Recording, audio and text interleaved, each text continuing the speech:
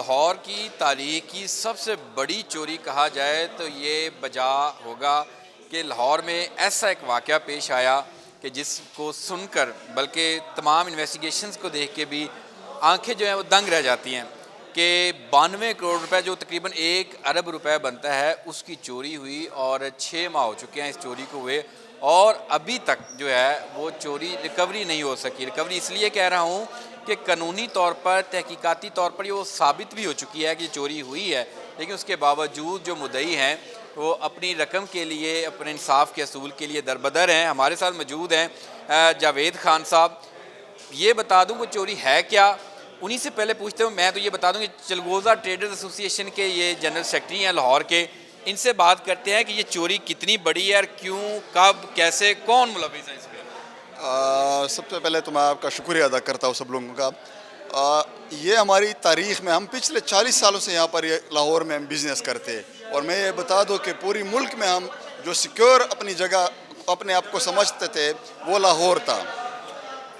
अभी जो पिछले 6 महीने से जो हमारे साथ हुआ है हम हैरान रह गए हैं। हर दरवाज़ा हमने खटखटाया है, हर एक के पीछे हम गए।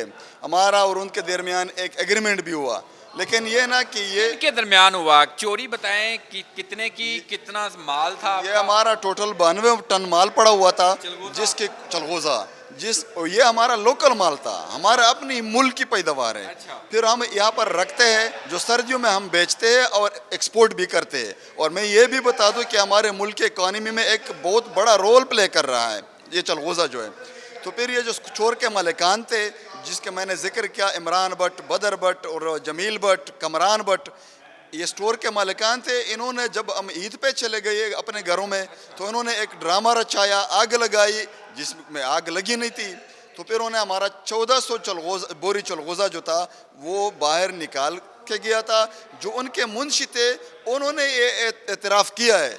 उन्हीं के ऊपर ही एप्लीकेशन दे दी उन्होंने, मुंशी के ऊपर। उन्होंने अपने मुंशी को एफआईआर में मुद्दई बनाया और एक लेबर को, मजदूर। समझदार चोर थे वैसे आप। नहीं, ये वकील है, अच्छा, वकील है साहब। बार के मेंबर्स है, तो फिर इनको पता ही है। यहाँ पर हम मशवरा करते हैं, उन्होंने काम किया होता है। तो हमें बड़ा यानी कि चक्कर दिया पूरा एक सर्कल बना, सारी है। गैंग बनी है। और मैं ये बता दूं कि ये पूरा एक प्री प्लान मंसूबा था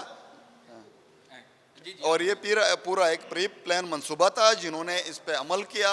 और अब भी हम हैरान हैं। हम यहाँ पर जो आए हैं, हम सीएम साहब को ये आवाज़ और आईजी पंजाब के दरबार नोटिस में लाना चाहते हैं कि हमारी मौक़िफ़ को सुने, इन लोगों से हमारी रिकवरी करवाए।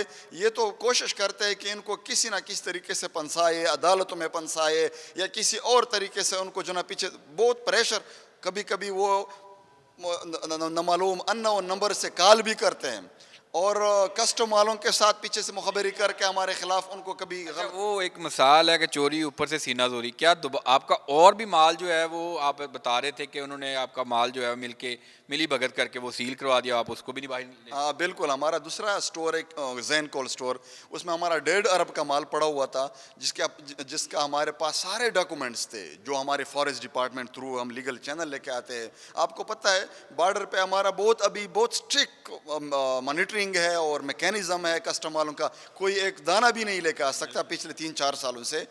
तो उन्होंने गलत एलिगेशन लगा के कि आपका ये माल नॉन लीगल है। आपके पास सारे प्रूफ्स हैं, डॉक्यूमेंट? प्रूफ्स है। और मैं ये भी बता दूं कि हमारे अपनी सुबह केपी से हमने लेटर भी करवाई है। वो ऑन कर रहे हैं कि ये हमारा बैंक स्टेटमेंट है, इन लोगों ने थ्रू चैनल ये लेके आए हैं, फिर भी वो माल पड़ा हुआ है वो सील। और दूसरी हमारा नुकसान क्या हुआ, पहला हमारा रेट चल रहा था सर्दियों में बाहर में भी और एक्सपोर्ट के लिए भी और लोकल भी 8,000 का, अभी 3,000 पे वो माल आया है।